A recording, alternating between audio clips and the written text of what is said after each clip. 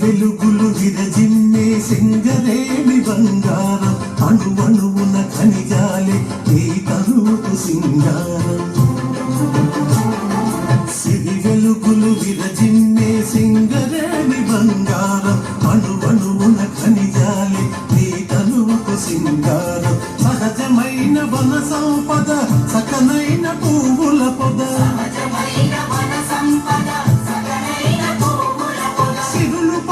సారమున్న మోగాలియే కదనీయద తెలంగాణ జై జై తెలంగాణ జై తెలంగాణ జై జై తెలంగాణ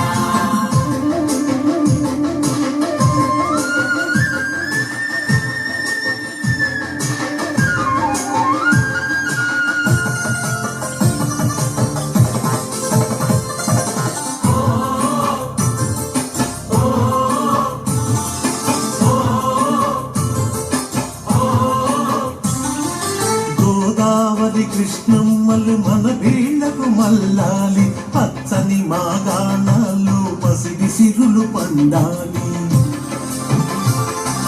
గోదావరి కృష్ణమ్మలు మన వీళ్లకు మల్లాలి పచ్చని మాగాణాలు పసిడి సిరులు పండాలి సుఖశాంతుల తెలంగాణ సుభిక్షంగా ఉండాలి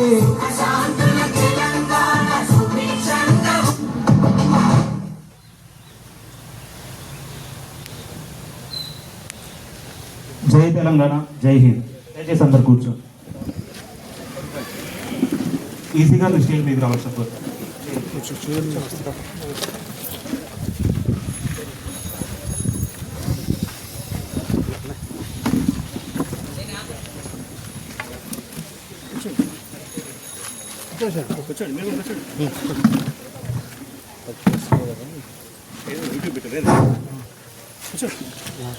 మరొకసారి అందరికి నమస్కారం అండి.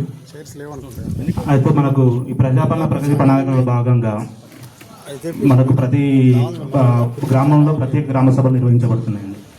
ఈ గ్రామ సభ ప్రకారం మనకు 7 అంశాలు ఇచ్చారండి. 7 అంశాల మీద చర్చించాల్సి ఉంటుంది. మనకు ఈ 7 అంశాలు మన గ్రామ సభ యొక్క ముఖ్య ఉద్దేశం. ముందుగా ఏంటంటే మనకు ఇవి వర్షాకాల సన్నద్ధత. ఇప్పుడు మనకు వర్షాకాలం మొదలైంది, వర్షాలు పడుతున్నాయి. ఈ వర్షాకాలంలో ఎలాంటి జాగ్రత్తలు తీసుకోవాలి, గ్రామ పంచాయతీ ఏం చేయాలి, మనకు ప్రజలు ఏం చేయాలి. తదుపరి మన సురక్షిత త్రాగునీరు గురించి.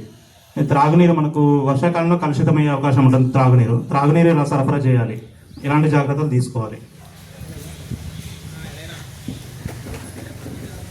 తదుపరి మన ఘనవ్యర్థాల నిర్వహణ, ఇది అత్యంత ముఖ్యమైనదండి. చెత్త నిర్వహణ ఎలా చేయాలని చెప్పేసి మన సుప్రీంకోర్టు గైడ్లైన్స్ ఇచ్చింది. ఇది కూడా మనం డిస్కస్ చేద్దాం. తదుపరి జల సంరక్షణ, వన సంరక్షణ, నీటిని ఎలా పొదుపుగా వాడుకోవాలి. ఇది ఎల్లిలో సంవత్సరం నడుస్తున్నది. అయితే మనకు వర్షాభావం తక్కువగా వచ్చే అవకాశం ఉంటుంది. కాబట్టి మనకు నీటిని ఎలా సంరక్షించుకోవాలని చెప్పేసి జల సంరక్షణ, వన సంరక్షణ అనే కార్యక్రమం గురించి మాట్లాడుకోవాల్సి ఉంటుంది. తదుపరి మన మొక్కల పెంపకం, వన మహోత్సవం గురించి మాట్లాడుకోవాల్సి ఉంటుంది. తర్వాత ఓటర్ల జాబితా ప్రత్యేక సమగ్ర సవరణ, అంటే ఎస్ఐఆర్ అని చెప్పేసి మీరు న్యూస్లో కానీ పేపర్లో కానీ చూసుంటారు. ఓటర్ల జాబితాని సవరిస్తున్నారు. అది ఎలా చేస్తారు, ఏం చేయాలని చెప్పేసి చర్చించుకుందాం. తర్వాత వరద నిర్వహణ, భద్రత, వీటి గురించి చర్చించుకుందాం.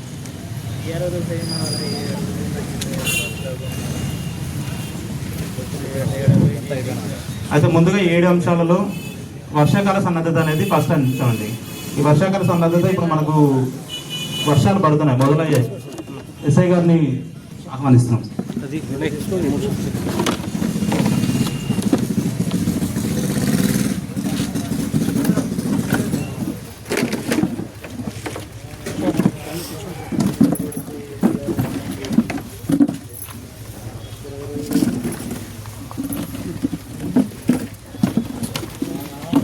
సభను ఉద్దేశించి గౌరవ సర్పంచ్ గారిని మాట్లాడాల్సిన కోరుతున్నాను.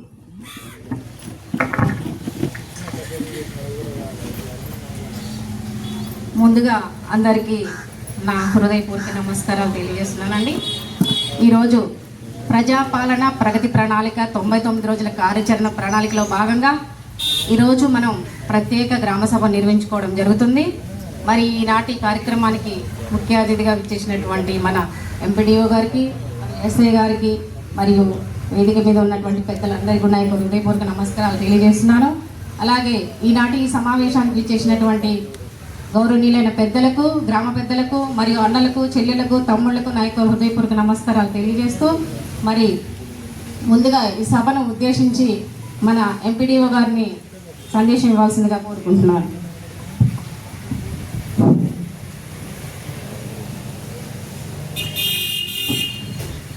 ఇంతకుముందే చెప్పిన విధంగా మనకు 7 అంశాల గురించి ఈ గ్రామ సభ చర్చించడం జరుగుతుందండి.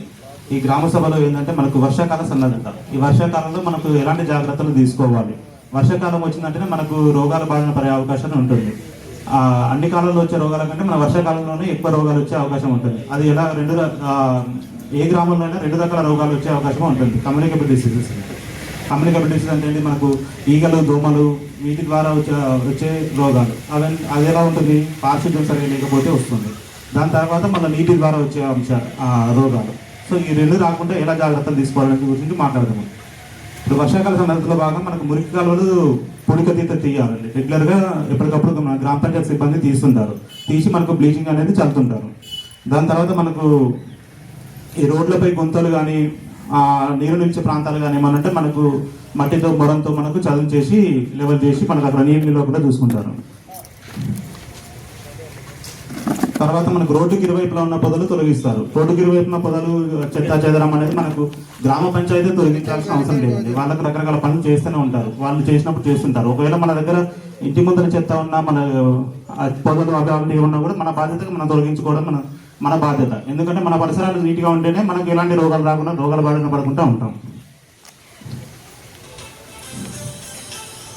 తప్పని గ్రామంలో మనకు 100% వీధి దీపాలు వెలిగే విధంగా చూసుకోవాలి. ఇప్పుడు వర్షాకాలం కాబట్టి మనకు పురుగు విసి ఉంటుంది, పాములు, తేళ్లు బయట తిరిగే అవకాశం ఉంటుంది. కాబట్టి మనకు వీధి దీపాలు ఉంటే మనకు వాటి నుంచి జాగ్రత్తగా ఉండే అవకాశం ఉంటుంది. వీధి దీపాలు 100% ఉండే విధంగా చూసుకోవాలి. తర్వాత ముఖ్యమైన విషయం ఏంటంటే మనకు దోమల నివారణ చర్యలు. ఇప్పుడు వర్షాకాలం అంటే దోమలు ఎక్కువ వచ్చే అవకాశం ఉంటుంది. కాబట్టి దోమలు పెరిగి మనకు వాటర్లోనే పెరుగుతాయి. వాటర్ బోర్డు వెక్టర్ డిసీజ్ అంటారు. మన వాటర్లో తయారయ్యే దోమలు మనకి ఎక్కడెక్కడ తయారవుతాయి, ఈ మురికాలలో ఎప్పటికప్పుడు పొడిగా తీసుకోకపోతే అందులో నుంచి దోమలు తయారయ్యే అవకాశం ఉంటుంది. అది తీయాల్సి ఉంటుంది ఎప్పటికప్పుడు. తర్వాత మన గ్రామ పంచాయతీ సరిపడ పారిశుద్ధ్య మెటీరియల్ కొనుగోలు చేసి బ్లీచింగ్, మలాతి అని ఇవన్నీ కొనుగోలు చేసి మనకి ఎప్పటికప్పుడు ఫాగింగ్ చేయిస్తుంది. తదుపరి మనకు ఇది గ్రామ పంచాయతీ చేసే విషయాలు. అయితే మనం ప్రజలు చేయాల్సిన ఏంటిది, ప్రజలు చేయాల్సింది ఏంటంటే మనకు ప్రతి శుక్రవారం డ్రైడే ఫ్రైడే అని చెప్పేసి నిర్వహించుకుంటాం. డ్రైడే ఫ్రైడే అంటే ఏంటంటే మనకు దోమలు అనేది తయారైతే ఒక వారం రోజులు మాత్రం వాటి సైకిల్ ఉంటుందండి. ఇప్పుడు లార్వాగా ఉత్పత్తి అవుతాయి, చిన్న చిన్న పురుగులాగా ఉంటాయి దోమలు. మనకు నీళ్ళలో బజార్లో ఇట్లా చూస్తుంటే మనకు చిన్న చిన్న పురుగులాగా ఉంటాయి. ఆ పురుగులు అనేది పెద్దగా అయింది అవే దోమలాగా తయారవుతాయి. వాటి సైకిల్ ఎలా ఉంటుంది అంటే వారం రోజులు ఉంటుంది. ఈ వారం రోజులు సైకిల్ బ్రేక్ చేస్తే మనకు దోమలు రాకుండా ఉంటాయి. అంటే వాటి కోసం ఏం చేయాలంటే మనకు నీళ్ళు వారానికి ఒకసారి, మనకు ప్రతి శుక్రవారం వారానికి ఒకసారి మొత్తం కడిగి పారబోసుకొని మళ్ళీ కొత్తగా ఫ్రెష్ పెట్టుకోవాల్సి ఉంటుందండి. ఎప్పుడు కూడా వారానికంటే ఎక్కువ నీరు స్టోరేజ్ ఎక్కడ ఉండకూడదు. మీ ఇళ్ళల్లోనే సరే, బయట అయినా సరే, ఎక్కడైనా సరే. వీటి కోసం ఏంటి, మనకు ఏఎన్ఎం ఆశాల పర్యవేక్షణలో ఈ పాత్రలు, తొట్లు, గోళంలు ఇలాంటివన్నీ శుభ్రం చేస్తూనే ఉండాలి. ఏఎన్ఎం గారు చూసుకోవాలి. ఏఎన్ఎం గారు ఉన్నారండి ఇక్కడ? ఉన్నారా? ఏఎన్ఎం గారు, ఆశా గారు. ఏఎన్ఎం గారు, ఆశా గారి పర్యవేక్షణలో మీకు డ్రైడే ఫ్రైడే అనే కార్యక్రమం నిర్వహించుకుంటుంది. మీరు పోయి అక్కడ తొలగించాల్సిన అవసరం లేదు. కాకపోతే మీరు పూర్తి స్థాయిలో అవగాహన కల్పించాలి. వాళ్ళకి అవగాహన కల్పించి ప్రతి వారం రోజులకు ఒకసారి మొత్తం టోటల్గా శుభ్రం చేసుకునే విధంగా చూసుకోవాలి. తర్వాత మనకు పెరట్లో కానీ, ఖాళీ ప్రదేశాల్లో కానీ ఈ టైర్లు, పాత గుండలు, కొబ్బరి చిప్పలు, పగిలిన పాత్రలు ఇలాంటివి ఏమంటే వెంటనే తొలగించాలి. ఎందుకోసం అంటే మనకు అలా వర్షం నీరు స్టోర్ అయ్యే అవకాశం ఉంటుంది. వర్షం నీరు స్టోర్ అయిపోతే మనం వారం రోజుల కంటే ఎక్కువ ఉంటే అందులో నుంచి దోమలు వస్తాయి. అందులో నుంచి మనకు భయంకరమైన దోమలు వస్తాయండి. డెంగ్యూ దోమలు దాంట్లో నుంచి ఉత్పత్తి అయ్యే అవకాశం ఉంటుంది. కాబట్టి డెంగ్యూ అనేది చాలా డేంజరస్ ప్రాబ్లం. కాబట్టి అవి ఎప్పటికప్పుడు క్లియర్ చేసుకోవాలి. తర్వాత వర్షం నీరు నిలిచే గుంటల్లో మన గ్రామ పంచాయతీ నుంచి ఆయిల్ బాయిల్స్ అనేది వేయించాలి. తర్వాత దాంతో పాటుగా మనకు కొన్ని మొక్కలు పెంచితే మనకు దోమలు తక్కువ వచ్చే అవకాశం ఉంటుందండి.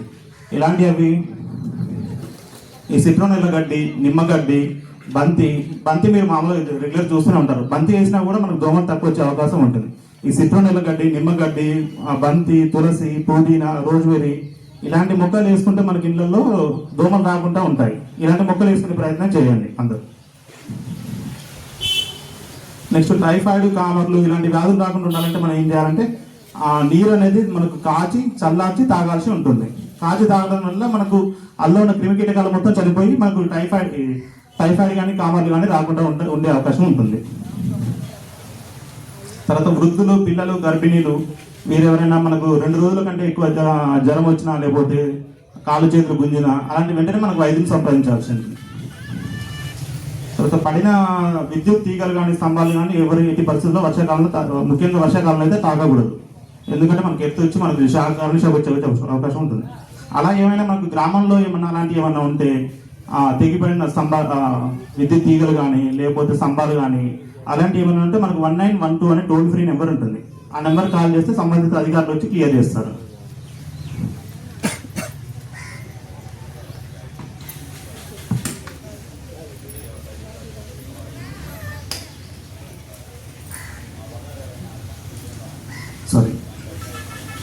తదుపరి మన సురక్షిత తాగునీరు గురించండి. సురక్షిత తాగునీరు మనకు చెప్పని ఇందాక మనకు సగం రోగాలు మనకు పారిశుద్ధ్యం సరిగా లేక దోమల వల్ల వస్తే మన ఇంకో సగం రోగాలు మనకు నీరు ద్వారా వస్తుంది. నీరు అనేది మనకు స్వచ్ఛమైన నీరు అనేది చాలా అవసరం. మనకు గ్రామాల్లో మిషన్ భగీరథ వాటర్ వస్తున్నాయా అండి? ఇక్కడ ఎప్పుడైతే వస్తుంది ఒక ట్యాంక్ వస్తున్నాయి, మొత్తం గ్రామ పంచాయతీ మొత్తం రావట్లేదు, కల్పిస్తున్నారు. ఓకే, ఈ మిషన్ భగీరథ వాటర్ వస్తే మనకు మిషన్ భగీరథ వాటర్ తీసుకోండి. అవైనా కూడా ఏ వాటర్ అయినా కూడా మనకు కాచి చల్లార్చి తాగడం చాలా శ్రేయస్కరం, ఎస్పెషల్లీ మన ఈ వర్షాకాల సీజన్లో. ఇప్పుడు మన వాటర్ ట్యాంకులు ప్రతి రోజులకు ఒకసారి మనకు క్లీన్ చేయడం, గ్రామ పంచాయతీ క్లీన్ చేయడం జరుగుతుంది. దాంట్లో మనకు బ్లీచింగ్ రెగ్యులర్గా చల్లించాల్సి ఉంటుంది, క్లోరినేషన్ చేయాలి. తదుపరి మన గ్రామంలోనే ఒక వాటర్ టెస్టింగ్ కిట్ తెప్పించండి సర్పంచ్ గారు. ఒక వాటర్ టెస్టింగ్ కిట్ తెప్పించి మనకు వాటర్ క్వాలిటీ అనేది రెగ్యులర్గా మానిటర్ చేసే విధంగా చూసుకొని మీ సెక్రటరీ గారు రిజిస్టర్ మెయింటైన్ చేయండి దానికి. ఇంకోటి, మన కొత్త నల్ల కనెక్షన్ ఎవరు పెట్టుకున్నా కూడా గ్రామ పంచాయతీ అనుమతి లేకుండా ఎట్టి పరిస్థితుల్లో పెట్టకూడదు. గ్రామ పంచాయతీ అనుమతి తీసుకొని నల్ల డొనేషన్ కట్టిన తర్వాత మాత్రమే కొత్త కనెక్షన్ తీసుకోవాల్సి ఉంటుంది మీకు.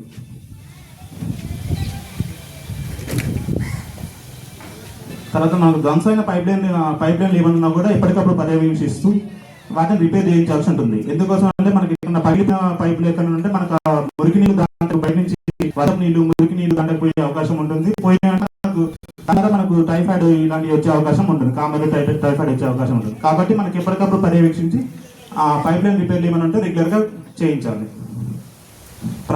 తర్వాత మనకు ప్రతి ఇంట్లో కొన్ని ఇళ్లలో మనకు నీరు వృధాగా బయటికి వెళ్ళిపోతుంటుంది. అలా మాత్రం ఎట్టి పరిస్థితుల్లో పోకూడదు. మనకు అవసరానికి సరిపడగా పట్టుకున్న తర్వాత వెంటనే నల్ల కట్టేసుకోవాలి, క్లోజ్ చేసుకోవాలి. అంతేగాని మనకు బజార్లకు వదిలేసి రోడ్ల నుంచి వాటర్ అయినా పోయినామంటే మాత్రం గ్రామ పంచాయతీ స్ట్రిక్ట్ ఫైన్ వేస్తారు. ఎవరైనా మన గ్రామ పంచాయతీ మోటార్లకి అంటే మనం ఇంట్లో నీళ్ళు వచ్చే వాటికి ఏమైనా మోటార్లు పెడితే మాత్రం తక్షణమే తీసేయండి, లేకపోతే తగిన చర్యలు తీసుకోవడం జరుగుతుంది. తర్వాత అత్యంత ముఖ్యమైనదండి సుప్రీంకోర్టు గైడ్లైన్స్. సుప్రీంకోర్టు గత నెల మనకు ఒక జడ్జిమెంట్ ఇచ్చింది. ఆ జడ్జిమెంట్ ప్రకారం ఏంటంటే చెత్త నిర్వహణ అనేది మనకి ఏ విధంగా చేసుకోవాలి. చెత్త నిర్వహణ అనేది ఇప్పుడు భారతదేశంలో అతిపెద్ద సవాళ్ళలో ఒక సవాలుగా తయారైంది. అయితే ఇప్పుడు ఈ సుప్రీంకోర్టు గైడ్లైన్స్ ప్రకారం మనకి SWM solid waste management rules 2026 అనేది తీసుకొచ్చారు. ఆ రూల్స్ ప్రకారం ఏంటంటే మనకు చెత్తను 4 రకాలుగా విభజించి మన గ్రామ పంచాయతీ ట్రాక్టర్కి ఇవ్వాల్సి ఉంటుందండి. 4 రకాల చెత్తని అంటే ఏంటి, అవి ఇంతకుముందు మన గతంలో తడి చెత్త, పొడి చెత్త అని వినే ఉంటారు. ఆ తడి చెత్త, పొడి చెత్త కాకుండా మరొక 2 రకాల చెత్తలు వచ్చాయి. అదేంటంటే 1 తడి చెత్త, 2 పొడి చెత్త, 3 శానిటరీ చెత్త, తర్వాత ప్రత్యేక శ్రద్ధ వహించిన చెత్త, స్పెషల్ కేర్ వేస్ట్. ముందుగా తడి చెత్త అంటే వెట్ వేస్ట్. ఇది మనకు ఆకుపచ్చ డబ్బాలో వేసి గ్రామ పంచాయతీ ట్రాక్టర్కి ఇవ్వాల్సి ఉంటుంది. అందులో తడి చెత్త అంటే ఏమొస్తుంది, మనకి కిచెన్ వేస్ట్, కుళ్ళిపోయే ప్రతి ఒక్కటి కూడా మనకు తడి చెత్త కిందనే వస్తుంది. కిచెన్ వేస్ట్ అంటే మనకి ఏముంటుంది, కూరగాయలు కట్ చేసినవి, రైస్ ఇలాంటివి ఉంటాయి కదా, ఇవన్నీ మనకు భూమిలో వేసి కుళ్ళిపోతాయి. సో అలాంటి తడి చెత్తని మనకు ఆకుపచ్చ డబ్బాలో వేసి మన గ్రామ పంచాయతీ ట్రాక్టర్కి ఇవ్వాల్సి ఉంటుంది. వాటిని ఏం చేస్తారంటే మన గ్రామ పంచాయతీ మనకు కంపోస్ట్ తయారు చేయడం జరుగుతుంది కంపోస్ట్ షెడ్లో. తర్వాత పొడి చెత్త, డ్రై వేస్ట్. ఈ పొడి చెత్త ఏంటంటే మనకు నీలం రంగు డబ్బాలు వేసి ఇవ్వాల్సి ఉంటుందండి. ఈ పొడి చెత్త ఏంటంటే దీంట్లో నాన్ బయోడిగ్రేడబుల్ అంటే కుళ్ళిపోనివి.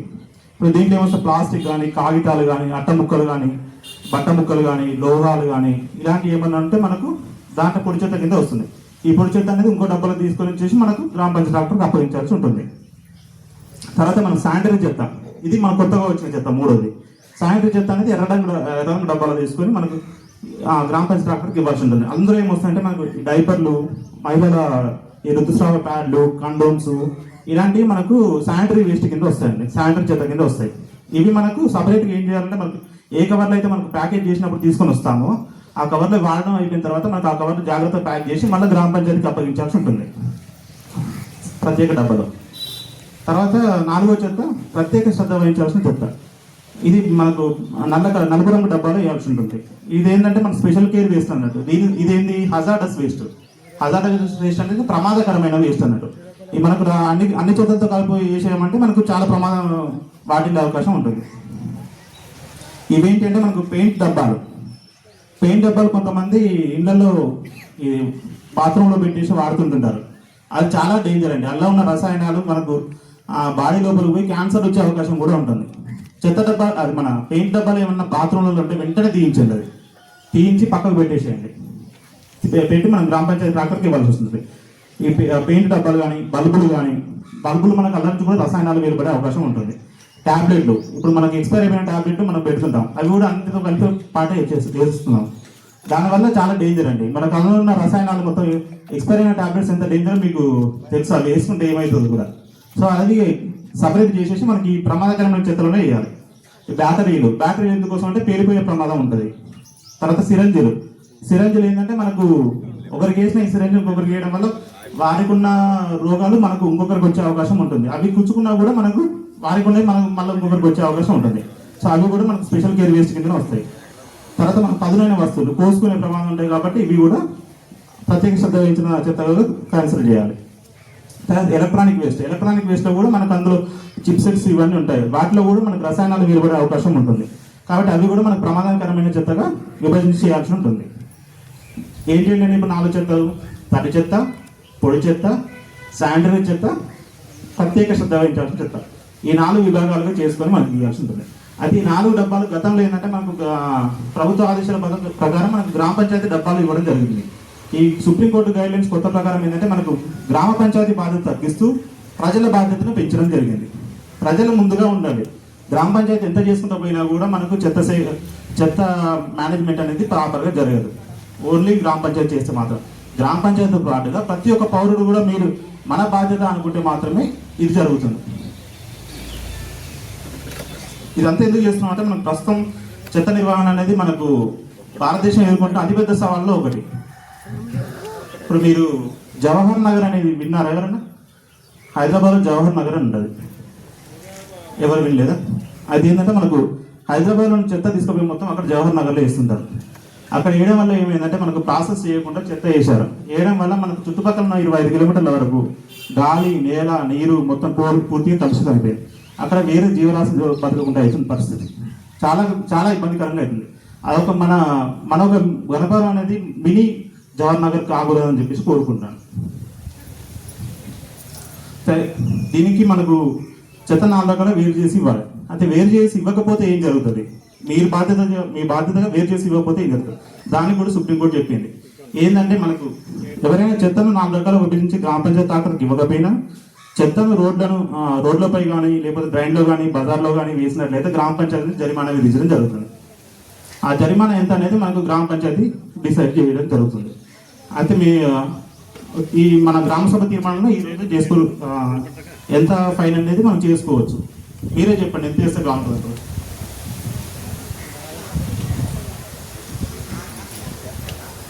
చెప్పరా గారు?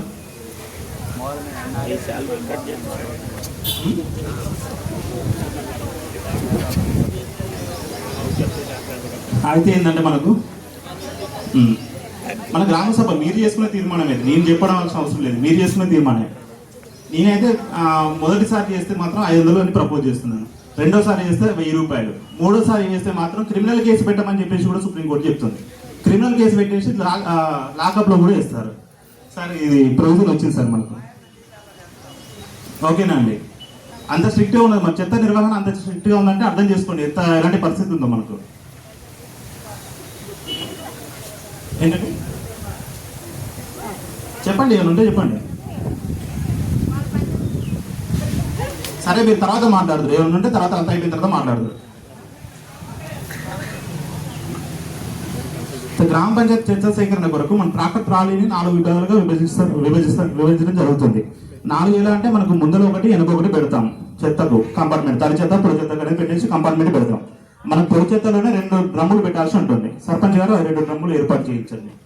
2 డ్రమ్ములు ఏర్పాటు చేయించేస్తే మనకు ఒకటి ఏంటంటే సాయంత్రం చెత్తకు, ఇంకొకటి ప్రత్యేక శ్రద్ధ వహించాలి స్పెషల్ కేర్ వేస్ట్కి చెత్తకు. ఈ 4 రకాల చెత్త ఇస్తే మీరు డైరెక్ట్ తీసుకుపోయి అక్కడ వేస్తారు. ఇంకోటి మరి చెత్త కలెక్షన్ చేస్తున్నారు. ఈ తడి చెత్త అనేది మనకు దేంట్లో వేస్తున్నారు? ప్లాస్టిక్ కవర్లో వేసిస్తున్నారు. దానివల్ల మనం ప్రాసెస్ చేస్తుంది, మళ్ళీ ప్లాస్టిక్ కలుస్తుంది, వల్ల ప్రాసెస్ చేయరాదు.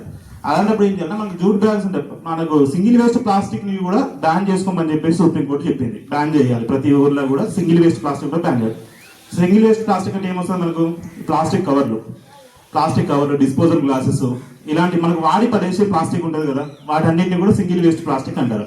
ఆ సింగిల్ వేస్ట్ ప్లాస్టిక్ ని పూర్తిగా బ్యాన్ చేస్తున్నట్టుగా మన గ్రామసభ తీర్మానం చేసుకోవడం జరుగుతుంది. వాటి ప్లేస్లో మనకి ఏం చేస్తాం, జూట్ బ్యాగులు అంటే మన క్లాత్ బ్యాగ్స్ ఉంటాయి కదా, మార్కెట్లో దొరుకుతుంటాయి, రెడ్ కలర్లో జూట్ బ్యాగ్స్ ఉంటాయి, అలాంటివి పెట్టాల్సి ఉంటుంది. ఈ చెత్త నిర్వహణ విషయంలో మహిళల పాత్ర అత్యంత ముఖ్యమైనది. ఎందుకు? చెత్త వచ్చేది కిచెన్ నుంచి వస్తుంది మనకు. సో మహిళల పాత్ర ముఖ్యమైనది. మహిళల పాత్ర ముఖ్యమైనది ఎవరు చూసుకోవాలి? అది వివోలు ప్రధాన పాత్ర వహించాల్సి ఉంటుంది. ఇక్కడ మనకు వివోలు ఎంతమంది ఉన్నారండి? 2 ముగ్గురు ఉన్నారా? సో మీకు ప్రతి ఇంటికి మీకు సంబంధం ఉంటుంది. ప్రతి ఇంటికి ఒక మహిళ ఉంటారు, మహిళా సంఘ సభ్యురాలు ఉంటారు. కాబట్టి మీరు ఏం చేయాలంటే, మనకు నెల వివో బిల్డింగ్ కూడా వచ్చింది కదా, ఇక్కడ నెల వివో మీటింగ్ పెట్టుకుంటారు. వివో మీటింగ్ పెట్టుకుని మీరు ఏం డిస్కస్ చేస్తారు? మీరు చెప్పండి, ఎవరన్నా ముగ్గురిట్లో ఎవరన్నా చెప్పండి.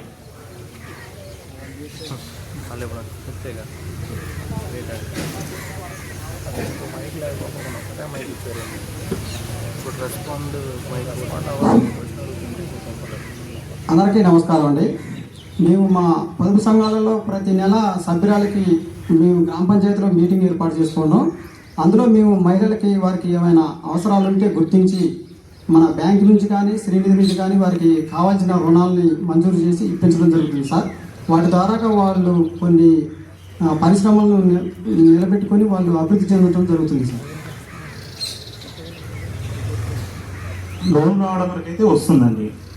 లోన్లు వచ్చిన తర్వాత ఆ లోన్ మరి నిజంగానే ఏదైనా బిజినెస్ చేస్తున్నారా? దాంతో చేస్తున్నారా, లేకపోతే ఇంట్లో ఖర్చులకు ఏమైనా వాడుకొని వదిలేస్తున్నారా?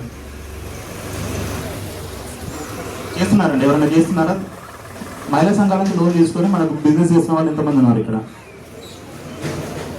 చేయాలి కదా, మనం ఇచ్చే ఉద్దేశం అది కదా, లోన్లు ఇవ్వడం ఇచ్చే ఉద్దేశం కదా. తెలంగాణ ప్రభుత్వం కూడా మహిళల్ని అభివృద్ధి చేయాలని సంకల్పంతో ఉన్నది. అందుకోసం మనకు రకరకాల స్కీమ్స్ కూడా మనకు మహిళల కోసం పెడుతున్నది.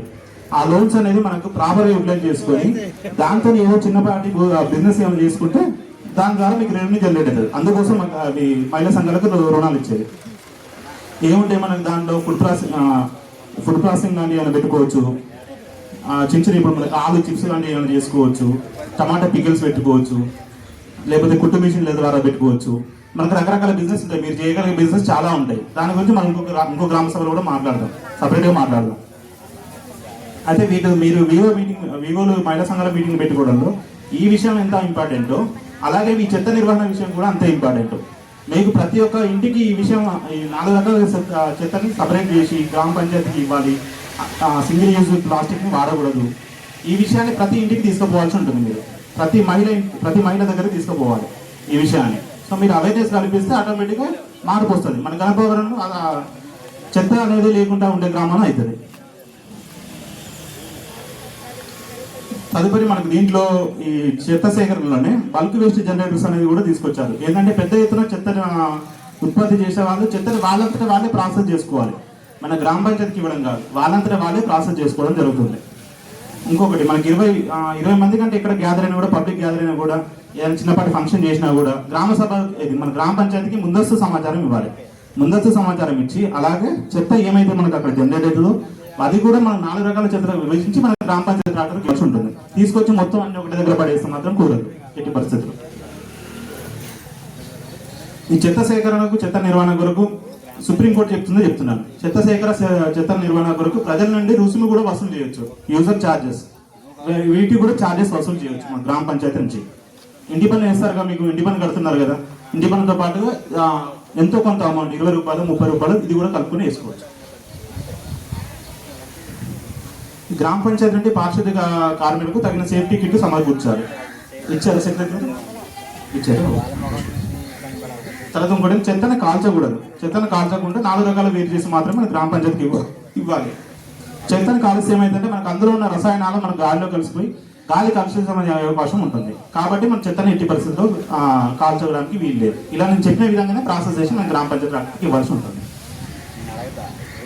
థ్యాంక్ యూ అండి. నెక్స్ట్ మన జల సంరక్షణ మన సంరక్షణ గురించి ఈసీ గారు మాట్లాడుతున్నారు.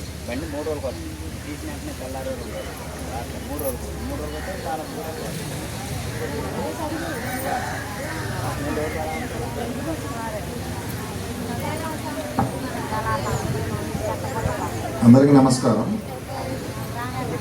వన మహోత్సవం కార్యక్రమంలో భాగంగా మనకు 2 రకాల మొక్కలు నాటడం జరుగుతుంది. ఇందులో ఏంటంటే మనకు ప్రజెంట్ గ్రామ పంచాయతీ ద్వారా రహదారుల వెంబడి కానీ కాలువ గట్ల వెంబడి కానీ చెరువు గట్ల మీద గ్రామ పంచాయతీ ద్వారా ఉపాధి హామీ కూలీలతోటి మొక్కలు నాటిస్తాం.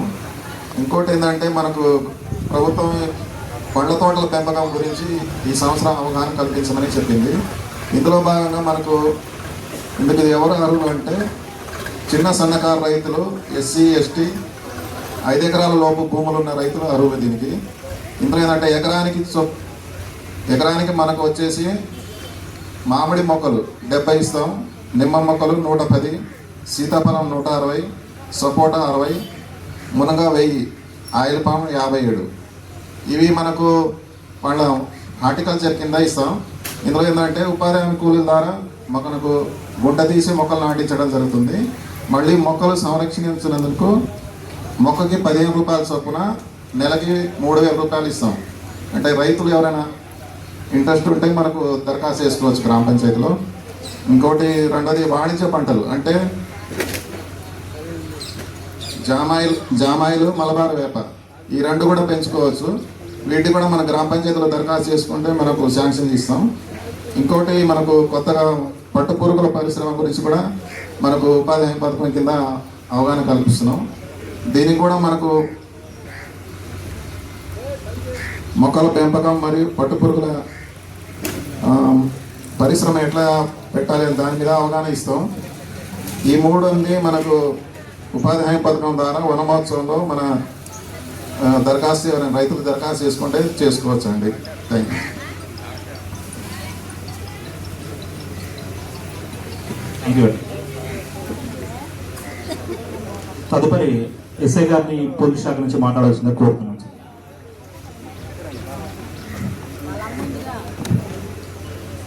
ప్రజాపాలన ప్రగతి ప్రణాళికలో భాగంగా వేదికపై ఉన్న పెద్దలకి, ముఖ్యంగా ఎంపీఓ గారికి, సర్పంచ్ గారికి, పంచాయతీ సెక్రటరీకి, ప్లస్ మన ఊరు ప్రజలందరికీ గుడ్ మార్నింగ్ అండి. ముఖ్యంగా మన పోలీస్ తరఫున కొంచెం అవేర్నెస్ కల్పిద్దామని వచ్చినాము. సో మన ఊర్లో అందరికీ అవేర్నెస్ ఉంది, అందరూ చాలా తెలియకల్లో, కానీ దానికంటే ఎక్కువ నిర్లక్ష్యం ఉంది చాలా విషయాలల్లో.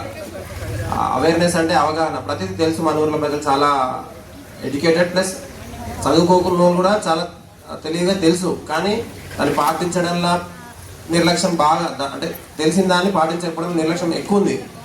సో ముఖ్యంగా ఈ రోడ్ అవేర్నెస్ గురించి చెప్దాం అనుకుంటున్నా. ఈ రోడ్ అవేర్నెస్ మనందరికీ తెలుసు, హెల్మెట్ పెట్టుకుంటే మన ప్రాణం కాపాడుతుందని తెలుసు, ప్రతి మనిషికి మన ఊర్లో తెలుసు. కానీ ఒక్కరు కూడా హెల్మెట్ పెట్టుకోరు మన ఊర్లో. అది ఎందుకంటే ఏమవుతుందిలే అనే అది. కానీ ఖచ్చితంగా మన ఊర్లోనే కాజా వాళ్ళ తమ్ముడు ఆ శ్రీరామ్ ట్రాన్స్పోర్ట్ దగ్గర ఓన్లీ హెల్మెట్ లేని కారణంతో చనిపోయాడు. సో ఒక ప్రాణం విలువ చాలా విలువైంది. సో మీరు కాబట్టి ఈ సింపుల్ రోడ్డు మీద, మన రోడ్ చాలా చిన్నగా ఉంది, నేరోగా ఉంది, గణపవరం నుంచి కోదాడ వరకు చిన్నగా ఉంది, కాబట్టి ఖచ్చితంగా మీరు హెల్మెట్ ఖచ్చితంగా పెట్టుకోవాలి. ఇదేదో మా పోలీస్ కోసమో మా ఇంట్లో కోసమో కాదు, అది ఖచ్చితంగా మీ అందరి యోగక్షేమాల గురించి. మీ ఎవరింట్లోనే ఏమైనా అయితే ఖచ్చితంగా రోడ్డున పడేది ఫస్ట్ వాళ్ళ ఇల్లు. సో మన ఇల్లులో పడుతుంది కాబట్టి ఖచ్చితంగా మీరు హెల్మెట్ పెట్టుకొని బయటకు వెళ్ళండి, హెల్మెట్ లేకుండా బయటకు వెళ్ళకండి. దాంతోపాటు సీట్ బెల్ట్ కూడా. ఈ కార్లు ఉన్న వాళ్ళు చాలామంది అందులో సైరన్ వస్తూనే ఉంటుంది, టిక్ టిక్ అని సౌండ్ వస్తుంటుంది. ఆ సీట్ బెల్ట్ పెట్టుకోవడానికి ఇబ్బంది పడతారు చాలామంది, వెనకాల నుంచి తీసి ప్రెస్ చేసి పెడతారు. అది అలారం పెట్టిందే మీరు సీట్ బెల్ట్ పెట్టుకోమని మీరు రిమైండ్ చేసినా కానీ పెట్టుకోరు. అది ఏం కాదులే అని అది ఉంటుంది చూసిరా, అది యాక్సిడెంట్ అయినప్పుడు రోడ్డు మీద ఉన్నప్పుడు హాస్పిటల్లో ఖర్చు పెట్టినప్పుడు తెలుస్తుంది. అదే సీట్ బెల్ట్ పెట్టుకుంటే ఎయిర్ బ్యాగ్ ఓపెన్ అవుతుంది, చాలా తక్కువ ఖర్చు. సరే 10 లక్షల దగ్గర 2 లక్షలలో మనం ట్రీట్మెంట్లో బయటపడతాం. యాక్సిడెంట్ అనేది ఎవరు చేసింది కాదు, అనుకోకుండా అయ్యేదే యాక్సిడెంట్. యాక్సిడెంట్ నుంచి మనం ఎట్లా బయటపడాలనేది చూసుకోవాలి. సో మనం కొన్ని ప్రికాషన్స్ ఫాలో అయితే, ఇప్పుడు సీట్ బెల్ట్ పెట్టుకున్నాం అనుకోండి, సరే యాక్సిడెంట్ అయ్యింది, దాని తర్వాత తక్కువలో మనం బయటకు వస్తాం. మన ఇంటికి 10 మంది వచ్చి చూసి అది పెట్టుకోలేదా ఇట్లా అనడం కంటే హెల్మెట్ ఉంది అనుకోండి, చేయికో కాలుకో దెబ్బ తాకితే ఏదో ఒక రకంగా 10,000 50,000 బయటకు వస్తాం. అదే హెడ్ ఇంజరీస్ అయితే ఎక్కువ చనిపోవడానికి స్కోప్ ఉంటుంది. దాని తర్వాత ఏమన్నా వస్తే మూర్ఛ వ్యాధులు, తెలివి తక్కువ అంటే గుర్తుపట్టకపోవడము, కళ్ళకి దెబ్బలు తాకడం, ఇవన్నీ అయితే. అంటే ఈ రెండు చూసి చిన్న విషయాలు. సీట్ బెల్ట్ పెట్టుకుంటే గంట టైమా లేకపోతే పైసలు ఇస్తామా? సీట్ బెల్ట్ పెట్టుకుంటే పైసలు అడుగుతుందా? సీట్ బెల్ట్ పెట్టుకుంటే ఏం రూపాయి ఖర్చు కాదు. హెల్మెట్ పెట్టుకుంటే ఒక్కసారి కొంటే హెల్మెట్ 1000 రూపాయలు 800 ఉంటుంది హెల్మెట్. అది ఒక్కసారి కొనుక్కుంటే లైఫ్ టైం వస్తుంది, 30 సంవత్సరాలు 20 సంవత్సరాలు వస్తుంది. మనం ఎన్ని ఖర్చు పెట్టాం? ఒక రోజు బెల్ట్ షాప్లలో పోయి ఒక్కొక్క అయినా 500 600 ఖర్చు పెడుతున్నారు. ఒక్కరోజు తాగకపోతే మీరు హెల్మెట్ పెట్టుకుంటారు. హెల్మెట్ పెట్టుకుంటే మీ ప్రాణం ఉంటుంది, మీ ఇంట్లో పిల్లలు ఉంటారు, వీళ్ళందరూ మీ లైఫ్ అంతా ముందు ఉంటుంది కదా. సో ఖచ్చితంగా హెల్మెట్ పెట్టుకొని బయటకు వెళ్ళండి. దీంతోపాటు ఓవర్ స్పీడింగ్. పిల్లలు తెలియక ఓవర్ స్పీడ్ పోదాం, ఒక గంట ముందు ఏమంటారు ఎంత స్పీడ్ పోతే అంత తొందరగా పోదాం అనుకుంటారు, కానీ స్పీడ్ పోవడం వల్లనే చాలా యాక్సిడెంట్స్ అవుతాయి. సో స్పీడ్ పోవాల్సిన దానికంటే ఇంటి నుంచే ముందు తయారు కండి. ఇక్కడ మీకు పెద్ద ప్రోగ్రామ్స్ ఉంటాయి, ఒక 5 నిమిషాల ముందు ప్రోగ్రామ్ కండి. ఒకవేళ లేట్ అయినా కానీ ఆఫీస్లో అయినా కానీ ఇంకొకటి దగ్గర కానీ ఏదైనా సమాధానం చెప్పుకోవచ్చు. కానీ ప్రాణం పోతే రాదు. సార్ 2 నిమిషాలు లేట్ అయింది సార్, రేపు ముందు వస్తా సార్ అని చెప్పుకోవచ్చు. ప్రతి దానికి ఆల్టర్నేట్ ఉంటుంది, కానీ ప్రాణం మీరు తెచ్చుకోకండి. ఓవర్ స్పీడ్ పోవడం వల్ల చాలా ప్రమాదం. ముఖ్యంగా నెక్స్ట్ యువత చేసే మిస్టేక్ ఏంటంటే ఈ హెడ్సెట్లు, ఫోన్లు చాటింగ్. అంతసేపు కూర్చొని చాటింగ్ చేస్తాడు, ఫోన్ వస్తున్నా అని చెప్తాడు, మళ్ళీ అవతల ఫోన్ చేస్తాడు, ఫోన్ మాట్లాడుకుంటాను, ఫోన్ చూసుకుంటాను పోతాడు. ఈ ఫోన్ చూసుకొని పోవడము, ఫోన్లో చాటింగ్ చేయడం వల్ల రోడ్డు ప్రమాదాలు కూడా అవుతాయి. ఎక్కువ 2 వీలర్లు అయ్యే ప్రమాదాల్లో ఫోన్ చూడడం వల్లనే అవుతున్నాయి. ఫోన్ మాట్లాడడం, ఫోన్ చూడడం వల్ల, స్పీడ్ పోవడం వల్ల. సో ఖచ్చితంగా మీరు ఈ ఫోన్ చూడడం బంద్ చేయండి. ఫోన్ వెహికల్ నడిపేటప్పుడు, 2 వీలర్ నడిపేటప్పుడు అయితే ఎట్టి పరిస్థితుల్లో ఫోన్ చూడకండి. ఫోన్ వస్తే పక్కకు మొత్తం రోడ్డు దిగి మాట్లాడండి. దీంతో పాటు మన రోడ్డు చిన్నగా ఉంది కాబట్టి ఈ రాంగ్ పార్కింగ్. ట్రాక్టర్లు ఉన్న వ్యక్తులు చాలా మంది ఏంటంటే మా ట్రాక్టర్ టైర్లకు మట్టడితే కడగలేము, మా కార్లకు మట్టడితే కడగలేము అనుకుంటారు. అది టైరే అండి, అది వస్తువే, దాన్ని కడుక్కోవచ్చు, అవసరమైతే కడగకుండా ఇంకా టైర్ అనేది అది రోడ్డు మీద పోయేదే. కాబట్టి దాన్ని భూమి మీద తీస్తే ఏం కాదు. మీ కార్లు, మీ ట్రాక్టర్లు రోడ్ల మీదే పెడతారు. చాలా అబ్జర్వ్ చేస్తాను నేను. రోడ్ల మీదనే ట్రాక్టర్లు పెట్టడం, రోడ్ల మీదనే కార్లు పెట్టడం వల్ల వెనకంగా వచ్చే వెహికల్స్కి ఇబ్బంది. వెనకంగా వచ్చే వెహికల్ చీకటి టైంలో చెప్తున్నాను, 6 గంటలకు 7 గంటల టైంలో ఖచ్చితంగా వెనుకొని కనపడదు. మన ఈ కాజాబియా కైన్ కూడా అదే జరిగింది. ట్రాక్టర్ ఎల్లో కలర్ ఉంది, ఆ ఎల్లో కలర్ చీకటి అయిపోయింది. చెట్లు ఉన్నాయి, 2 సైడ్లు చెట్లు ఉన్నాయి, అది చీకటి అయిపోయింది. ఆ పిల్లని కనపడలే, ఆ పిల్లని తప్పే లేదు, కనపడలే, కొట్టేసిండు. సో ఆ పిల్లని తప్పేందంటే ఓన్లీ హెల్మెట్ పెట్టుకోకపోవడమే. సో కాబట్టి సరే ఆ ట్రాక్టర్కి లేదు కాబట్టి ఆ ట్రాక్టర్ కూడా కొంచెం మట్టిలోకి దించితే ఆ రోజు ఆ ప్రాణం కాపాడేది. సో ఖచ్చితంగా మీ ట్రాక్టర్లకు మట్టడుతుంది, మా కార్లకు మట్టడుతుంది అనుకోకండి. ఖచ్చితంగా రోడ్డు కిందికి అంటే ఎక్కడైతే ప్లేస్ ఎక్కువ ఉందో అక్కడ దింపండి. అనుకోకుండా జరిగినప్పుడు ఏం చేయాలంటే ఖచ్చితంగా రెడ్ కలర్ టవలో, రెడ్ కలర్ రేడియం స్టిక్కరో, ఒక 10 మీటర్ల ముందు కంప పెట్టడమో, రాళ్ళు పెట్టడమో చేయండి. అంటే కనీసం వాళ్ళు ఆ రాళ్ళ కొడితే కింద పడతారు, కానీ ఏం ప్రమాదం కాదు. డైరెక్ట్ ట్రాక్టర్కి కానీ డైరెక్ట్ కొడితే ఇబ్బంది అవుతుంది. కాబట్టి మీ ట్రాక్టర్లకు ఫస్ట్ రేడియం స్టిక్కర్లు పెట్టుకోండి. బ్యాక్ సైడ్ ట్రాలీలు వీటి ఉంటాయి కదా, వాటికి రేడియం స్టిక్కర్లు పెట్టుకోండి. రేడియం స్టిక్కర్ పెట్టుకుంటే అనుకోని సందర్భంలో రోడ్డు మీద ఆపాల్సి వచ్చినప్పుడు యాక్సిడెంట్ తగ్గుతుంది. సో ఇది పాటించండి. ఒక 50 రూపాయలు ఉంటుంది రేడియం స్టిక్కర్కి, అది పెట్టుకుంటే అయిపోతుంది. సో అది ఖచ్చితంగా ఫాలో అవ్వండి. ముఖ్యంగా ఓవర్లోడ్. మన గణపవరంలో రీసెంట్గా 2 సార్లు యాక్సిడెంట్స్ అయినాయి ఓవర్లోడ్ వల్ల. ఆటోలలో ఓవర్లోడ్, కూలీల కోసం ఎక్కువ మంది, మనం ముఖ్యంగా లేడీస్ పోతారు. 10 మందికి కాల్సిన దగ్గర 10 మంది కాదు, 7 ఉండాలి అందులో. సరే మనం చూసి చూడండి 10, 12 అట్లయినా ఏమనం. నేను ఇంతవరకు వచ్చిన కాడి నుంచి ఒక్కడు కూడా ఓవర్లోడ్ ఫైన్ వేయలేదు. పోనీ పేదోళ్ళే కదా అంటే కూలి కోసం అవుతున్నాం కానీ తిడతా చెప్తా కానీ ఫైన్ వేయలేదు. ఎందుకు పోనీ అనుకుంటాం కానీ ఆ పోనీ అనుకుంటా సార్ ఎప్పుడైనా ప్రమాదం అయిందనుకో, అరే ఆ రోజు ఫైన్ వేసి ఉంటే ఈ ప్రమాదం కాకపోయేది అనిపిస్తుంది, మళ్ళీ నాకే అనిపిస్తుంది. అంటే మీరు అర్థం చేసుకోండి, మీరు ఫైన్ వేస్తే ఒక 1000 రూపాయలు మీకు ఫైన్ పడుతుంది, ఆటో డ్రైవర్ మళ్ళీ రోజు అనుకు వచ్చేది 500 అనుకో మేము ఫైన్ వేయకపోతే వాడు రోజు అదే కంటిన్యూ చేస్తుండు. సో ఏదో ఒక రోజు ప్రమాదం పైన పడేస్తుండు, ఒక 5-6 ఇళ్ళు రోడ్డు పైన పడుతున్నాయి. అంటే నేను చేసే తప్పు, అంటే నేను మానవత్వంతో ఆలోచించడం వల్ల 5 కుటుంబాలను రోడ్డు పైన వేస్తున్నా. అదే రోజు ఫైన్ వేస్తే వాడు ఖచ్చితంగా తీసుకోవడు. కాబట్టి నేను హార్ష్గా ఉండడం కంటే ఫస్ట్ మీరు మానండి. నేను హార్ష్గా ఉండి మనకి 1000 రూపాయలు, మనకు వచ్చే 1000 రూపాయలు గవర్నమెంట్కి ఫైన్ కట్టిస్తే ఏముంటుంది? అది కాకుండా ఫస్ట్ మీ లోపల మార్పు రావాలి. మీ లోపల ఎట్లా రావాలి మార్పు అంటే, మేము 7 ఉన్న కాడ సరే 2 ఎక్కితే సార్ 2 ఎక్కువ ఉన్నప్పుడు సార్ చెప్పగలుగుతాం, లేదు సార్ కూడా వింటాడు, 10 మంది వరకు సార్ వింటాడు. అట్లా 15 మంది దాని పైన కూర్చుంటారు. ట్రాలీ ఆటోలో అయితే పైన దాని ముందర ఉంటుంది కదా ప్లేస్, డ్రైవర్ కూర్చునే పైన, దానిపైన కూర్చుంటే స్పీడ్ బ్రేకర్లు, గుంతలు, రోడ్లు చాలా కొన్ని దగ్గర అధ్వానంగా ఉంటాయి. కాబట్టి ఎక్కడ ఉంటుంది మన దగ్గర అధ్వానంగా ఉంటుంది అంటే, ఆ రోడ్డు ఆ రోజు వర్షం రావచ్చు, ఇంకోటి కావచ్చు, రోడ్డు బ్రేక్ అయి ఉండొచ్చు. సో ఖచ్చితంగా అట్లా ఎక్కడం వల్ల చాలా మంది మీకే ప్రమాదం. ఫస్ట్ మీరే మానండి. అంటే రోడ్ ఆ వెహికల్ ఎక్కేటప్పుడు 9 మంది 10 మంది వరకు ఉండండి. కానీ దాన్ని మించి ఉంటే ఖచ్చితంగా ఫైన్లు ఇస్తాం. ఇప్పుడు చెప్పి చేస్తున్నాం, ఇది ముందే చెప్తున్నాం. కాబట్టి ముఖ్యంగా డ్రైవర్లు ఉంటే, ఆటో డ్రైవర్లు అయితే ఖచ్చితంగా ఫాలో కండి. ఒకసారి ప్రాణం పోతే ప్రాణం రాదు, ఖచ్చితంగా మీరు ఆటో డ్రైవర్లు ఫాలో కండి. దీంతో పాటు ఈ రోడ్డు దాటేటప్పుడు కూడా జాగ్రత్త. ఇక్కడ మన జనపవరం దగ్గర ఈ మర్రిచెట్టు దగ్గర రోడ్డు దాటేటప్పుడు వృద్ధులు ఉన్నప్పుడు కొంచెం మనం నడిపేటప్పుడు వృద్ధులకు కొంచెం ఇంపార్టెన్స్ ఇవ్వండి. వాళ్ళు నడిచిన దాకా ఆగండి. నడవక ముందే మీరు పోవడము, వాళ్ళని క్రాస్ చేయకుండా హిట్ ఇవ్వడము, సో అది పెద్ద న్యూసెన్స్ అవుతుంది. అంటే వృద్ధులు ఉన్నప్పుడు కొంచెం వాళ్ళకి ఇంపార్టెన్స్ ఇవ్వండి ఎక్కడైనా. దాంతోపాటు తాగినప్పుడు నడపడం. ఇంకా మేజర్ డ్రైవింగ్ వల్ల ఈ హై స్పీడ్ ఎంత ప్రాబ్లమో, తాగినప్పుడు నడపడం. తాగినప్పుడు నడితే ఖచ్చితంగా తాగేది కొంచెం రిలాక్స్ అవుదాం, బ్రెయిన్ స్ట్రెయిన్ తగ్గిద్దామని తాగుతారు జనాలు. సో స్ట్రెయిన్ తగ్గిద్దామని చెప్పి మళ్ళీ 2 వీలర్ మీద మళ్ళీ దానికి స్ట్రెయిన్ చేస్తున్నాం. మనం తాగిన ఉద్దేశమే పడుకోవడానికో లేకుంటే రిలాక్స్ అవడం కోసం. దాన్ని కాకుండా మళ్ళీ బండి నడిపి దానికి యాంటీ చేసి ఏం చేస్తుంది, ప్రకృతి కూడా విరుద్ధంగా పనిచేస్తుంది కదా. సో యాక్సిడెంట్స్ అవుతాయి.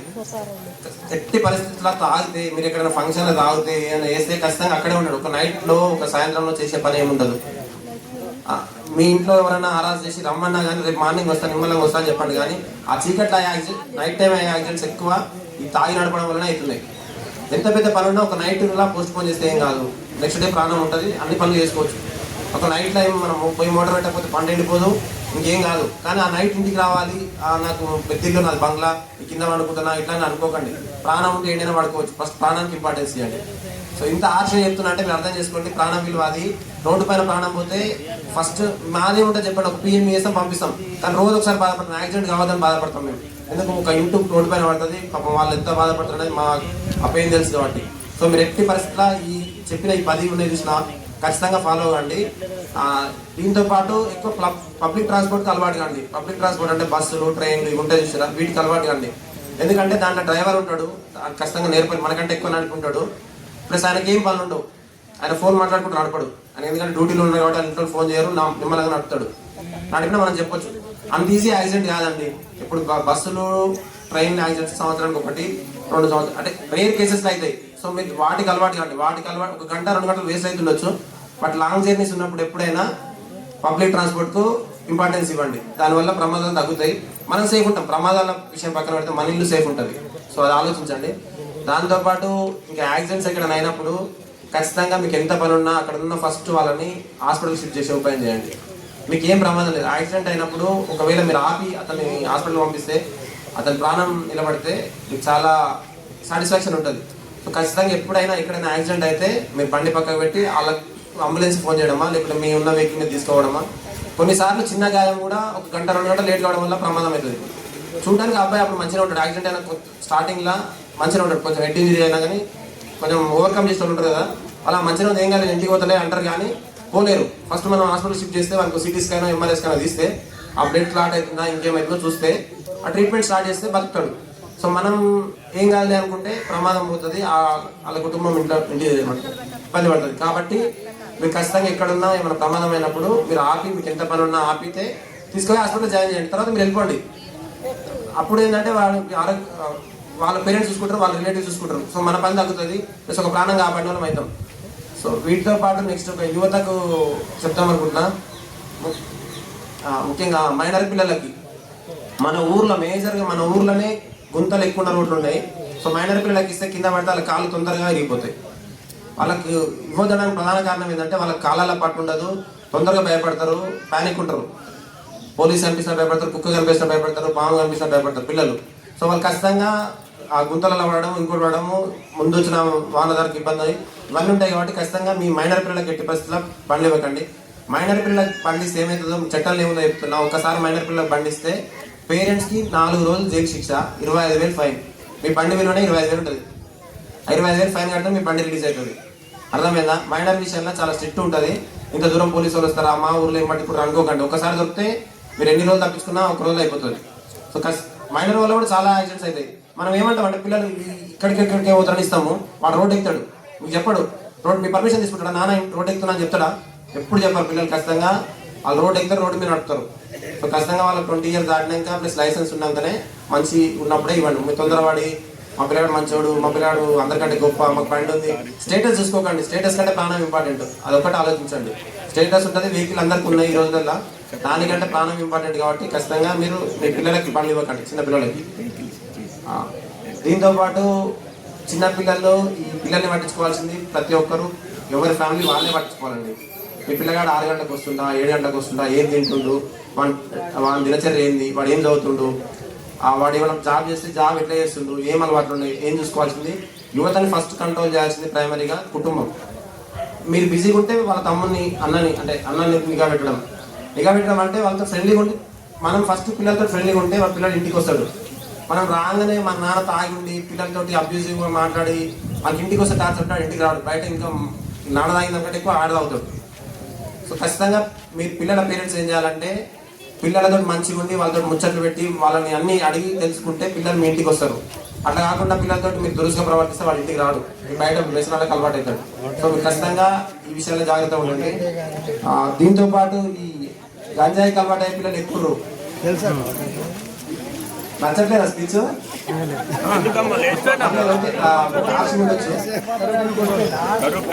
సరే,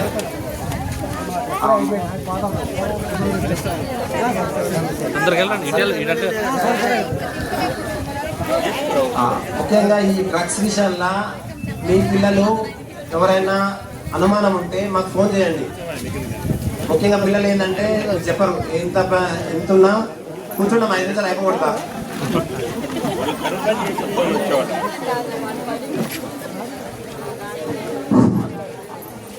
అటెండెన్స్ ఇప్పుడే కొట్టారని టైం పడుతుంది, మీరు కూర్చోండి, దయచేసి కాస్త కూర్చోండి. ముఖ్యంగా ఈ డ్రగ్స్, ఈ గాంజా ఇంకో డ్రగ్స్ ఏవైనా కానీ పిల్లలు మీకు పేరెంట్స్ అంత ఈజీగా చెప్పరు. నేను డ్రగ్స్కి అలవాటైనా, నేను గంజా లేని బతకలేను, నేను తాగలేని బతకలేను మీకు చెప్పరు. అది గుర్తుపట్టాల్సింది మీరే. ఎట్లా గుర్తుపడతారంటే చాలామంది తెలియదు. మీ పిల్లలు మీతోటి మాట్లాడడం తగ్గించారంటే వాడు చెడు వ్యసనాలకు అలవాటు అయినట్టే.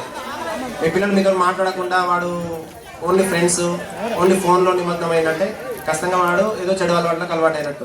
అది ఖచ్చితంగా మీరే అబ్జర్వ్ చేయాలి.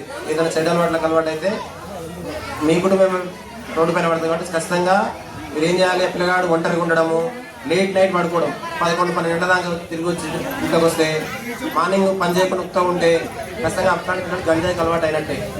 సో అది మీరు డైరెక్ట్ మీ పిల్లలతో అనలేనప్పుడు మాకు చెప్పండి, మేము బ్యాకెండ్లో నిఘా పెడతాం. అంటే మీ పిల్లగాడు ఎక్కడ పోతుండు, ఏ టైం పోతుండు, ఏదైనా మేము చూస్తాం.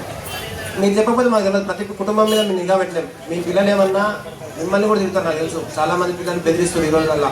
ఒకటే కొడుకుంటే సూసైడ్ చేసుకుంటా, ఈ టర్మ్ అంటే ఇంకా ఏం చేసుకో, ఇట్లాంటి పదాలు అంటారు. కాబట్టి మీరు అంత హార్ష్గా చేయలేరు, మీకు ఎందుకంటే కన్న ప్రేమ ఉంటుంది.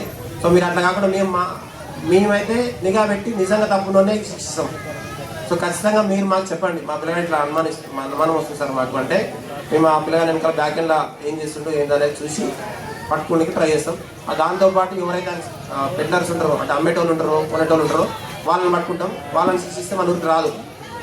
సో ఖచ్చితంగా మీరు మీ పిల్లలు ఎవరన్నా అలవాటు ఉందని అనుమానం ఉంటే మాకు సమాచారం ఇవ్వండి. దాంతోపాటు ఎక్కడన్నా పిల్లలు నైట్ టైం పోయి గుమిగూడి అడవులు తోటలల్లా ఇట్లా ఉంటారు అంటే సమాచారం ఇస్తేనే పట్టుకోగలుగుతాం.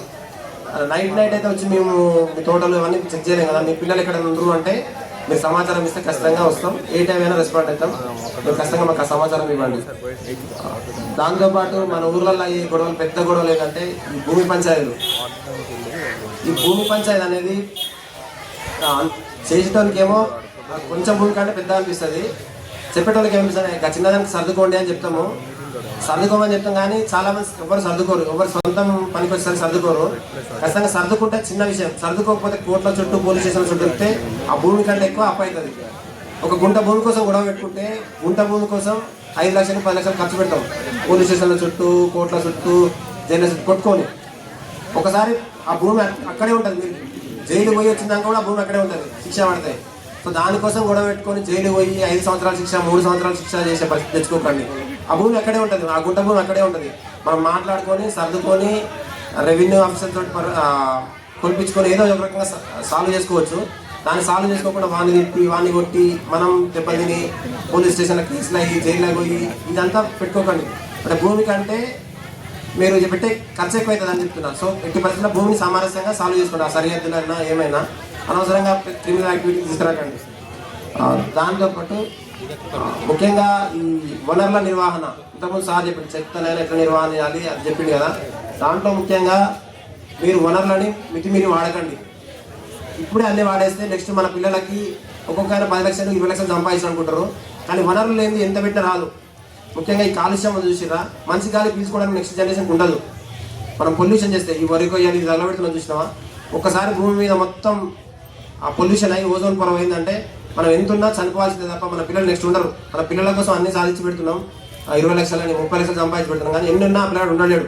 అంటే వనరులు లేని ఉండలేదు కదా. నెక్స్ట్ వచ్చే పిల్లలకి వాటర్ లేని ఉండలేడు కదా. అవన్నీ మనమే వాడేస్తే వాళ్ళకు ఉండదు. ఏదైనా మితిమీరి వాడకండి, అవసరం కొద్దీ వాడండి, అట్లా చూసుకోండి. దాంతోపాటు మనూర్ల సీసీటీవీలు పెట్టిస్తే వాటిని మెయింటైన్ చేసేలేదు.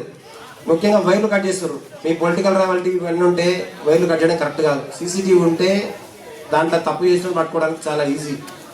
అర్థమైందా? వైర్లు కట్ చేయడము, మా జేసీబీ కట్టడం వస్తున్నారు. జేసీబీ కట్టడం వస్తే మాకు చెప్పండి, అది హైట్లో కట్టిస్తాం. ట్రాక్టర్ కట్టడం వస్తే చెప్పండి. కానీ దాన్ని తెంపేయడం అయితే కరెక్ట్గా తెంపేస్తే ఈసారి ఎవరైనా తెంపేసినట్టు మాకు తెలిస్తే ఖచ్చితంగా కేసు చేసి అనవసరంగా రిమాండ్ చేస్తాం. అర్థమైందా? పోనీ అని సాఫ్ట్గా చెప్తే మీకు అర్థమవుతుందే. ఒక్కసారి ఎవరైనా తెంపేసినప్పుడు మా దృష్టికి వస్తే ఖచ్చితంగా దాని సీసీటీవీ బ్యాక్ ఎండ్ చెక్ చేసి పట్టుకుంటే జైలు శిక్ష, ఎవిడెన్స్ ఉంటుంది దీంట్లో. కాబట్టి ఖచ్చితంగా పనిషబుల్ అవుతారు.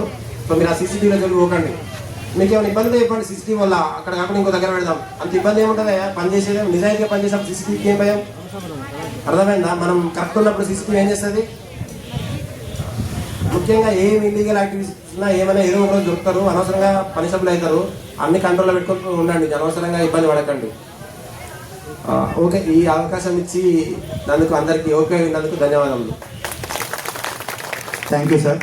ప్రజల భద్రత గురించి చాలా చక్కగా సూచనలు ఇచ్చారు.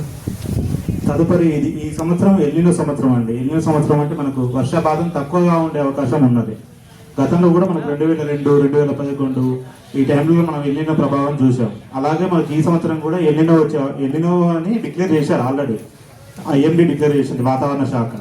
కాబట్టి దీనికి సంబంధించిన వ్యవసాయంలో తీసుకోవాల్సిన జాగ్రత్తలు మరియు వరి కొయ్యల సమస్య గురించి మాట్లాడాల్సిందిగా ఈయూ గారికి.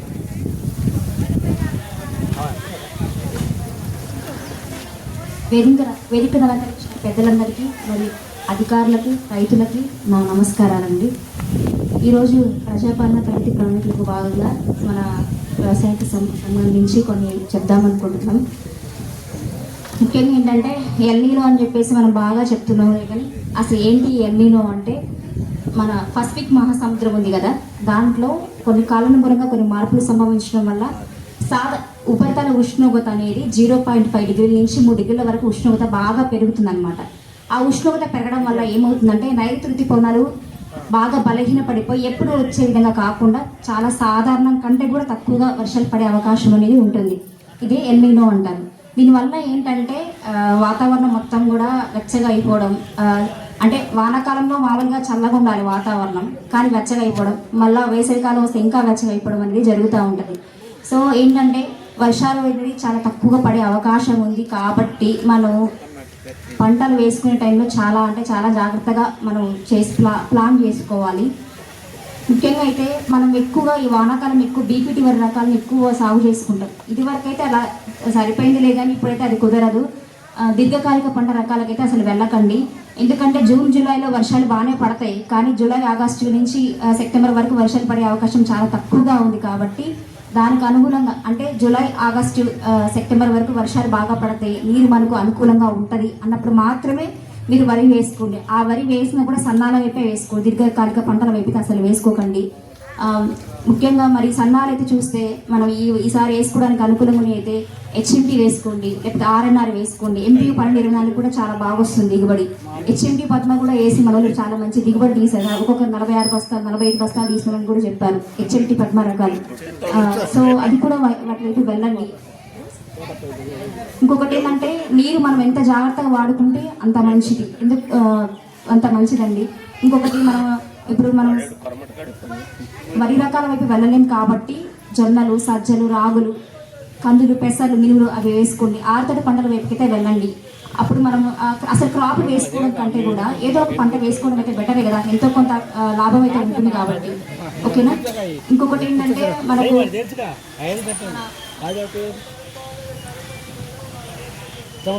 కరువు వచ్చే అవకాశం చాలా ఎక్కువ కాబట్టి కరువు తట్టుకునే వరి రకాలు ఏమున్నాయో, లేకపోతే వేరే పంట రకాలు ఏమున్నాయో చూసుకోండి. పొదుపుగా నీటిని వాడుకోవాల్సి వస్తుంది. ఇంకొకటి ఏంటంటే భూగర్భ జలాలు, ఇప్పుడు వర్షాలు రాలేదంటే భూగర్భ జలాలు కూడా చాలా తక్కువగా రీఛార్జ్ అయ్యే అవకాశం ఉంటుంది కాబట్టి మనం డ్రిప్ ఇరిగేషన్ వైపు వెళ్ళడం, కాంపౌండ్లు అవి రకంగా ఉంచుకోవడం, అలాంటివన్నీ పొదుపుగా వాడుకునేవి ఏమున్నాయో సోర్స్ చూసుకొని మన పంటలు వేసుకోవాల్సి వస్తుంది. ఇంకొకటి మనం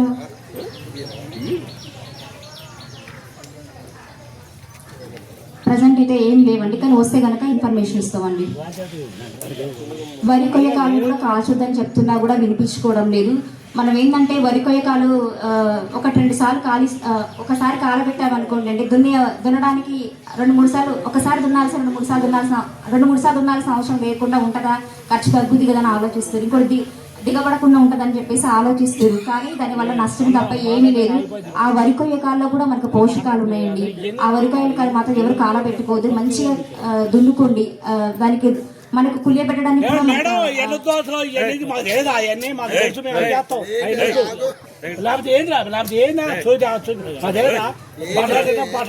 సోదేం కాదండి, మీరు ఫాలో అవ్వట్లేదు కదా, అందుకే చెప్తున్నామండి. ఈ సోద ఎలా అవుతుంది? అలాంటప్పుడు మీకు సోద చెప్పడం అధికారులు మాట్లాడితే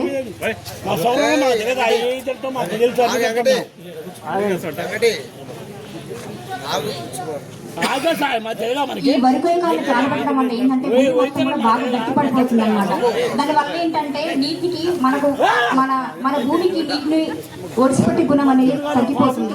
మనకు మంచి భూమి అంటే మనకి ఎలా ఉండాలంటే నీటిని కూడా పొదుపు చేసే, నీటిని కూడా స్టోర్ చేసే గుణం అనేది ఉండాలి. నీటికి ఆ గుణం అనేది కోల్పోతున్నాం. ఇంకా ముఖ్యమైన సూక్ష్మజీవులు అనేవి కూడా నశించిపోతున్నాయి. ఈ సూక్ష్మజీవులు ఏం చేస్తాయంటే మనకు మొత్తం ఆ భూమిని మొత్తం బాగా మొత్తం చిన్నగా మొత్తం చేసేసి బాగా గుల్లబెట్టి ఒక అనుకూల రూపంలోకి తీసుకొస్తాయి అనమాట. సో హానికరమైన మంచి సూక్ష్మజీవులు కూడా మనం నష్టపోతున్నాం. ఇంకొకటి ఏంటంటే ఆ గడ్డే కదా అని అనుకుంటున్నాం, కానీ ఆ గడ్డలో కూడా మంచి పోషకాలు ఉన్నాయి. నత్రజని, ఫాస్ఫరస్, పొటాషియం, మైక్రోన్యూట్రియన్స్ అన్ని కూడా ఆ గడ్డ నుంచి మనకు లభిస్తున్నాయి. ఇంకోటి ఏంటంటే ఈ గడ్డలో కూడా మనకు ఈ గడ్డిని కాలబెట్టడం వల్ల అంటే వాయు కాలుష్యం వస్తుంది, తర్వాత మొత్తం అగ్ని ప్రమాదాలు సంభవిస్తుంది, ప్రాణ నష్టం జరుగుతుంది. సో దానివల్ల నష్టమే తప్ప ఏమైతే లాభం అయితే లేదు. ఇంకొకటి సేంద్రియ శాతం కూడా, సేంద్రియ కర్బన శాతం కూడా చాలా తగ్గిపోతుంది. మన భూములు ఒకప్పుడు చూస్తే 2 పైగా ఉండేది సేంద్రియ కర్బన శాతం, కానీ ఇప్పుడు 0.002 అలా పడిపోయినాయి. అసలు ముఖ్యంగా భూమి మనం ఏ రకంగా భూసారం పెంచే అవకాశాలు ఉన్నా కూడా ఒక్కటి కూడా మనం అందరూ ఫాలో అవ్వట్లేదు. గుడ్డిగా ఎలా మామూలుగా సాధారణంగా అందరూ ఎలా చేస్తారో అలాగే వ్యవసాయం చేస్తున్నాం. సో సాధ్యంత వరకు కొద్దిగా మళ్ళీ పాత రోజులు రావాలని కోరుకుంటున్నాం. ఇదివరకు అట్లయితే సమ్మర్లో మంచిగా పెంట దిబ్బలను తోలుకొని మొత్తం అవన్నీ తీసుకొని పోయి మన పొలాలు వేసుకునే ఎంతో కొంత కంపోస్ట్ లాగా వాడుకునే వాళ్ళం. ఇప్పుడైతే కనీసం జీడిగలు వేసుకోమన్నా కూడా కొంచెం ఖర్చుకని భయపడుతున్నారులే, కానీ సరే అది జీడిగలు ఖర్చు అనుకుంటే మీరు నవధాన్యాలు వైపు వెళ్ళండి. నవధాన్యాలు వేస్తే కూడా మంచి రిజల్ట్ ఉంటుంది. అలా లేకపోతే కందులు వేసుకోవడం కానీ, పెసర్లు వేసుకోవడం కానీ, పెసర్లు బొద్దలు తక్కువగా వచ్చే షార్ట్ అండ్ క్రాప్స్ ఉంటాయి కదా, అవి వేసుకొని దున్నుకోవడం కూడా మంచిదే అండి. అలాంటివన్నీ మీరు ఫాలో అవ్వండి. ఇంకొకటి ఏంటంటే ఈసారి యూరియా షార్టేజ్ చాలా ఎక్కువగా ఉంది. మీరు సాధ్యమైనంత వరకు నానో యూరియా అయితే వాడండి, అది కూడా చాలా మంచి యూజే ఉంది. మనం ఎవరం వాడట్లేదు అంటే దాని మీద అవగాహన అనేది రావట్లేదు. ఒక 500 ml బాటిల్ ఒక యూరియా బస్తకు సమానం. అది మనం ఒక యూరియా కట్ట వేస్తే ఎన్ని పోషకాలు అయితే లభిస్తాయో ఆ నానో యూరియా ఒక బాటిల్ వేసినా కూడా అంతే పోషకాలు లభిస్తాయి. మనం ఏంటంటే ఈసారి ఆల్టర్నేటివ్గా అన్ని చూసుకోవాల్సి వస్తుంది. యూరియా అయితే ఖచ్చితంగా షార్టేజే ఉంటుంది, చాలా జాగ్రత్త పడాల్సి వస్తుంది. ఓకేనా. ఇంకొకటి ఏంటంటే మనకు ఉద్యాన పంటల మీద సబ్సిడీ కూడా చాలా కనిపిస్తుంది. పండ్ల తోటలు ఉన్నాయి, మునక్కాయలకు కూడా మంచి సబ్సిడీ ఇస్తున్నారు. ఎకరానికి 1000 సబ్సిడీ ఇస్తారు. తర్వాత పండ్ల తోటలు మన సార్ పండ్ల తోటలు అంటే ఇంకా ఉన్నాయి సార్. సీతాఫలం ఒకటి, ఇంకా సీతాఫలం, మామిడి, నిమ్మ, జామ ఇవన్నీ ఉన్నాయి. మీరు కావాలంటే కూడా హార్టికల్చర్ క్రాప్స్ కూడా వెళ్ళండి. చాలా మంది కూడా మామిడి తోటలు తీసేసి మళ్ళీ ఆయిల్ పంప్కి వెళ్తున్నారు. మంచిగా లాభం కనిపిస్తుంది కాబట్టి.